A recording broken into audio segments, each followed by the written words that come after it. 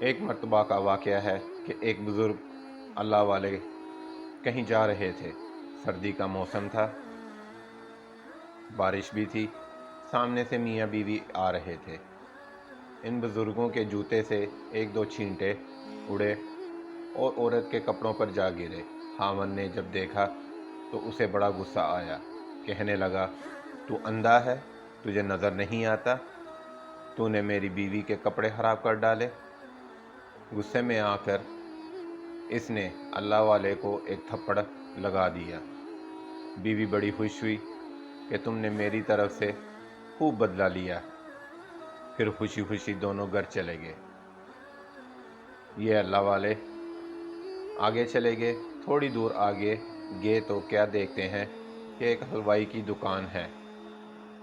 حلوائی نے سوچا کہ آج سردی ہے، لہٰذا آج مجھے اللہ کا جو بھی بندہ سب سے پہلے نظر آیا، میں اس کو اللہ کے لیے گرم دودھ کا ایک پیالہ ضرور پلاؤں گا۔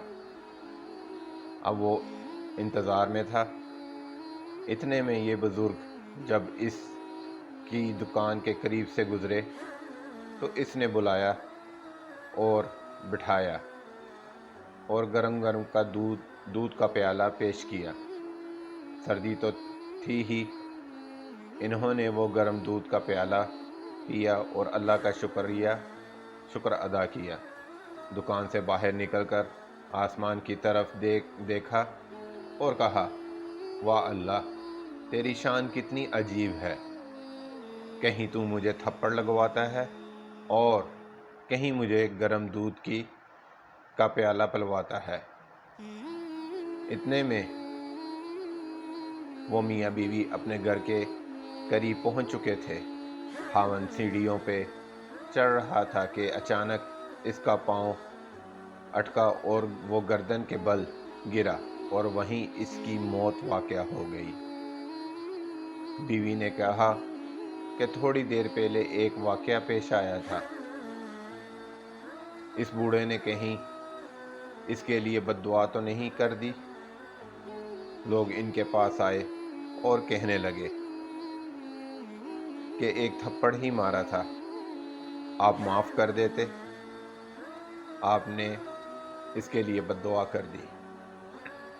انہوں نے کہا، نہیں، میں نے کوئی بد دعا نہیں کی۔